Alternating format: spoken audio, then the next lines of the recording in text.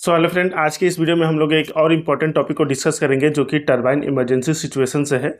और वो जो टॉपिक है वो है high bearing temperature in steam turbine. यानी कि जब स्टीम टरबाइन हम चला रहे हैं तो उस समय अगर बियरिंग टेम्परेचर हाई जा रहे हैं तो उस समय उसके क्या रीजन हो सकते हैं, क्या उसके हमारे टरबाइन पे इफेक्ट पड़ेगा और उस दौरान हमें क्या क्या एक्शन लेना चाहिए, कैसे हम बियरिंग टेम्परेचर को कम कर सकते हैं या कुछ अदर एक्शन लेना है तो हम लेंगे। उसी के बारे में इस वीडियो में हम लोग डिटेल में बात करेंगे। तो चलिए बिना समय वीडियो करते हैं स्टार्ट। तो देखिए, high bearing temperature in steam turbine, reason effects and action. ठीक है, तो मेनली हम लोग रीजन इफेक्ट्स और एक्शन को समझेंगे यहाँ पे। तो जैसा कि बियरिंग आप जानते हैं, बियरिंग बहुत ही एक क्रिटिकल रोल निभाता है टरबाइन के स्मूथ ऑपरेशन के लिए। ठीक है, और अगर बियरिंग का टेम्परेचर हाई जाता है तो एक सीरियस इशू वो बन सकता है और इक्विपमेंट आपका डैमेज भी हो सकता है और या तो अनप्लान्ड शटडाउन हो सकता है। ठीक है, जो कि प्लांट के लिए एक काफ़ी ज़्यादा लॉस वाली बात होती है। यहाँ पर देखिए, जैसा कि मैंने एक यहाँ पे टरबाइन का जो पिक्चर है वो लिया गया है, कुछ इस तरह का आपका टरबाइन होता है। और इस टॉपिक को समझने के लिए एक हम लोग पैरामीटर लिए हैं कि बियरिंग जो लगे होते हैं, जैसे जनरल बियरिंग है, थ्रस्ट बियरिंग है, तो उसका पैरामीटर हम लोग लिए हैं कि नॉर्मल जो रेंज रहता है मान लीजिए 60 से 70 है, अलार्म वैल्यू जो है वो आपका 80 से 90 है, और ट्रिप वैल्यू है यानी इस टेम्परेचर जब जाएगा 100 डिग्री जब जाएगा तो वो ट्रिप हो जाएगा। 100 डिग्री भी हो सकता है या उससे ज़्यादा भी हो सकता है, 105, 110। ये टरबाइन के मैन्युफैक्चरर और उसके डिज़ाइन के ऊपर डिपेंड करता है। ठीक है, और थ्रस्ट बियरिंग का देखेंगे तो थोड़ा सा ज़्यादा रहता है, आपका 10 डिग्री के लगभग आसपास ज़्यादा होगा, 70 से 80 इसका नॉर्मल रेंज है।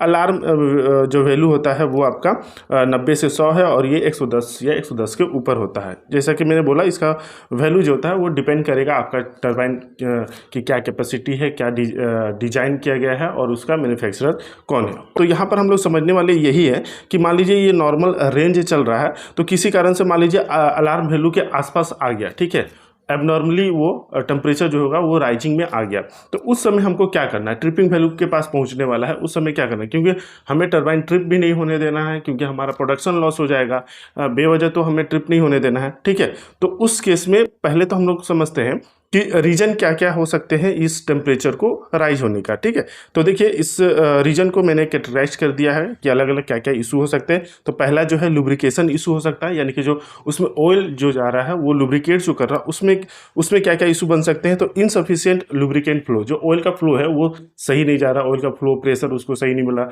तो जिसकी वजह से जो लुब्रिकेशन होगा वो सही से नहीं होगा। ओके, कंटामिनेटेड अगर ऑयल जाएगा, अगर ऑयल में कंटामिनेशन, डस्ट पार्टिकल वगैरह रहेंगे तो भी वो लुब्रिकेट अच्छे से नहीं कर पाएंगे और वो क्या करेंगे, घर्षण की वजह से वो हीट को डिसिपेट करेंगे, यानी कि हीट लिबरेट करेंगे। ठीक है, तो जिसकी वजह से टेम्परेचर जो होगा वो इंक्रीज करेगा। डिग्रेडेड लुब्रिकेंट क्वालिटी, अगर ऑयल का क्वालिटी ख़राब हो चुका है तो भी वो टेम्परेचर को इंक्रीज करेंगे, क्योंकि वो अच्छे से वर्क नहीं करेगा, अच्छे से लुब्रिकेट नहीं कर पाएगा। तो अब मैकेनिकल इशू क्या क्या हो सकते हैं। ठीक है, तो मान लीजिए बियरिंग जो है वो काफ़ी दिन से चल रहा है, बियरिंग चेंज वगैरह नहीं हुआ है। ठीक है, उसमें मेंटेनेंस वगैरह नहीं हुआ है, तो बियरिंग मान लीजिए वियर हो गया है या डैमेज हो गया है। वियर मतलब घिस जाना, काफ़ी दिन के बाद आप देखें तो बियरिंग जो होते हैं वो घिस जाते हैं। ओके, या बियरिंग डैमेज हो जाएंगे तो फ्रिक्शन के कारण वो भी टेम्परेचर को राइज करेंगे। रोटर अगर मिस एलाइनमेंट हो गया है तो आपका वहाँ पे वाइब्रेशन क्रिएट होगा, जिसकी वजह से बियरिंग का टेम्परेचर जो होगा वो हाई जाएगा। एक्सेसिव लोड या थ्रस्ट अगर पड़ेगा टरबाइन पे तो भी आपके बियरिंग का टेम्परेचर जो होगा वो हाई जाएगा। इम्प्रॉपर बियरिंग क्लियरेंस, अगर बियरिंग में क्लियरेंस सही नहीं है तो वो भी आपके टेम्परेचर को इंक्रीज करेगा ड्यू टू रबिंग। ओके, अब जो कूलिंग सिस्टम, जो ऑयल हम प्रोवाइड करते हैं, तो ऑयल जब रिसर्कुलेट होता है तो फिर कूलर में जाता है और उस कूलर में वो ऑयल जो होता है वो ठंडा होता है, फिर से उसको सप्लाई किया जाता है बियरिंग के लिए। ओके, तो अगर कूलिंग सिस्टम में कोई प्रॉब्लम है, मान लीजिए कि कूलर सही से अच्छा काम नहीं कर रहा, आपका वाटर का फ्लो सही नहीं है, वाटर का कूलिंग सिस्टम सही नहीं है, वाटर सही से जो कूलिंग वाटर जितना आना चाहिए वो नहीं आ रहा, तो अगर ये सब कोई इशू है, इसके वजह से भी बियरिंग टेम्परेचर हाई जाएगा। फॉल्टी हीट एक्सचेंजर, ठीक है, अगर हीट एक्सचेंजर सही से काम नहीं कर रहा है, उसमें फॉलिंग वगैरह हो गया है, तो वो भी उस आपका टेम्परेचर को इंक्रीज कर। नेक्स्ट है ऑपरेशनल इशू। तो ऑपरेशनल इशू में है जैसे स्टार्टअप और शटडाउन स्ट्रेस, जैसे आप रैपिड चेंज इन लोड कर रहे हैं, लोड में ज़्यादा वेरिएशन कर रहे हैं, ठीक है, अनइवन लोड वेरिएशन करेंगे तो भी आपका टेम्परेचर इंक्रीज करेगा। रैपिड चेंजिंग करेंगे, जो आपका टरबाइन का शटडाउन और जो स्टार्टअप जो साइकिल है, अगर वो बहुत ज़्यादा हो रहा है उसकी वजह से भी बियरिंग में स्ट्रेस पड़ेंगे, जिसकी वजह से टेम्परेचर जो होगा वो इंक्रीज होगा। ओवर स्पीड और ओवरलोड के कारण भी आपका बियरिंग के टेम्परेचर जो होंगे वो आपके राइज करेंगे। ओके, तो ये इसके डिफरेंट टाइप्स ऑफ रीजन हो गए, ठीक है। मेनली जो रीजन है वो मैंने लिख दिया है, बाकी आपके दिमाग में कोई आता है तो कमेंट बॉक्स में बता सकते हैं, ताकि हमें और जो भी लोग देख रहे हैं उसे पता चल सके। ओके, नेक्स्ट इफेक्ट क्या क्या पड़ता है। तो इफेक्ट्स जैसा कि मान लीजिए अगर बियरिंग टेम्परेचर हाई जा रहा है तो आपका एक्सेलरेट बियरिंग वियर, जो बियरिंग जो थोड़े बहुत घिस रहे हैं और भी ज़्यादा वो एक्सेलरेट होंगे और भी ज़्यादा वो घिसने लगेंगे।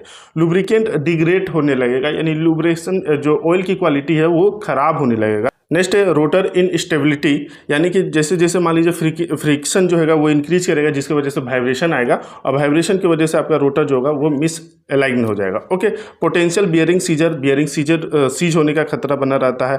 टरबाइन शटडाउन या ट्रिप, टरबाइन को अचानक शटडाउन लेना पड़ सकता है बेवजह, या टरबाइन आपका ट्रिप भी हो सकता है, क्योंकि आपका इंटरलॉक जो होते हैं, सेफ्टी इंटरलॉक वहाँ पे दिया रहता है कि अगर हाई टेम्परेचर जाता है, सपोज जैसे मैंने पैरामीटर जो दिखाया अगर 110 चला गया तो वो उस टेम्परेचर को जाते ही आपका टरबाइन ऑटोमेटिक ट्रिप हो जाएगा, ताकि फर्दर जो आपका डैमेज वगैरह होने वाला है वो ना हो, ठीक है। टरबाइन आपका सेफ रहे, इसीलिए इंटरलॉक दिया रहता है।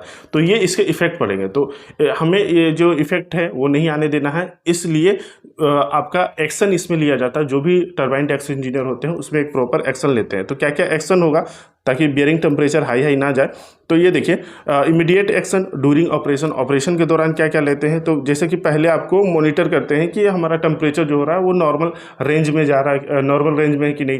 बहुत ज़्यादा अगर नॉर्मल रेंज से एबनॉर्मल है, हाई रेंज में चल रहा है, अलार्म वैल्यू के ऊपर या ट्रिप वैल्यू के आसपास चल रहा है, तो इसमें बहुत ज़्यादा सावधानी देने वाली बात है।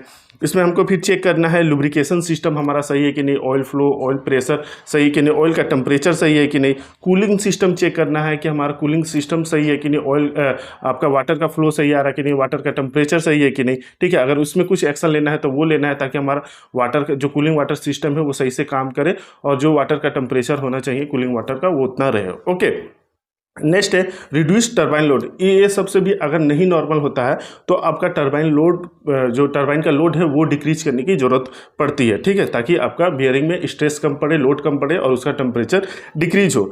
इवन अगर आपका मान लीजिए इस सब से भी काम नहीं चलता है और एबनॉर्मली आपका टेम्परेचर जो है वो राइज कर रहा, तो उस केस में अपने जो सीनियर होते हैं या सुपीरियर होते हैं उनसे बात करके डिस्कस करके आपका अगर टेम्परेचर जो होगा वो क्रिटिकल लिमिट को टच कर रहा है या टच करने वाला है, तो उस केस में इमरजेंसी शटडाउन लेने की भी जरूरत पड़ता है। और फिर उसको रूट कॉज एनालिसिस करके, यानी कि किस वजह से आपका टेम्परेचर राइज कर रहा है, उसको रेक्टिफाई करके काम करके फिर लाइन में लिया जाता है, ठीक है। इन केस अगर मान लीजिए आपने पोस्ट शटडाउन कर लिया, यानी कि आपने टरबाइन बंद कर दिया इसकी वजह से, तो उस समय आपको क्या क्या चेक करना है। तो इंस्पेक्ट करना है बियरिंग, ठीक है, एनालाइज करना है लुब्रिकेशन सिस्टम को पूरा देखना है, ठीक है, चेक करना है रोटर अलाइनमेंट, ठीक है। अगर आपका ये सबसे भी अगर प्रॉब्लम सॉल्व नहीं हो रहा तो रोटर का अलाइनमेंट चेक करना है। एग्जामिन कूलिंग सिस्टम को देखना है कि कहीं आपका कूलर वगैरह चोक नहीं हो गया, उसका अगर कूलर चोक हो गया तो उसकी सफाई करनी है, ठीक है। आपका अगर वाटर सिस्टम में कोई प्रॉब्लम है, लाइन चोकिंग है, तो उसको देखना है। ओके, इवैल्यूएट ऑपरेशनल पैरामीटर, अगर ऑपरेशनल पैरामीटर या ऑपरेशनल कोई इशू है तो उसको सॉल्व करना है। ओके, और ये यदि सॉल्व हो जाते फिर आपका टरबाइन को लाइन में लिया जाता है। फर्दर इस तरह के इशू ना आए, यानी कि अनवांटेड या एबनॉर्मली आपका बियरिंग टेम्परेचर टरबाइन का ना बढ़े, इसलिए इसका कुछ प्रिवेंटिव एक्शन लिया जाता है, जैसे रेगुलर मेंटेनेंस किया जाता है, schedule periodic inspection and maintenance of bearing, lubrication system and cooling system. ये सभी जो सिस्टम है जो टरबाइन से जुड़े हुए हैं उनका प्रॉपर मेंटेनेंस किया जाता है, ठीक है, पीरियोडिक। और ऑयल क्वालिटी मॉनिटरिंग किया जाता है, ऑयल का जो फिल्ट्रेशन सिस्टम है वो होना चाहिए। Okay, vibration and temperature monitoring system आपका प्रॉपर होना चाहिए। Okay, cooling system maintenance time to time होना चाहिए, ठीक है। और operator training, time to time आपका ऑपरेटर को ट्रेनिंग भी देना चाहिए, ताकि वो टरबाइन को सही से ऑपरेट कर सके और जैसे भी प्रॉब्लम आए तो उसको वो फेस कर सके और चीज़ों को नॉर्मलाइज कर सके। ओके, तो यही हो गया आज के वीडियो में, जिसमें हम लोग बियरिंग टेम्परेचर अगर टरबाइन का हाई जाता है तो उसके क्या रीजन हो सकते हैं, क्या इफेक्ट्स है और क्या हमें एक्शन लेना चाहिए। आई होप कि ये वीडियो आपके लिए काफ़ी इन्फॉर्मेटिव लगा। वीडियो अच्छा लगता है तो प्लीज़ वीडियो को लाइक जरूर किया कीजिए और एक कमेंट भी जरूर किया कीजिए कि आपको वीडियो कैसा लगता है, आपके लिए इन्फॉर्मेटिव रहा कि नहीं रहा। कुछ भी आपको लगता है ये अच्छा या ख़राब, आप कमेंट बॉक्स में ज़रूर बताइए। जो भी लोग वीडियो देखते हैं तो एक कमेंट जरूर किया कीजिए।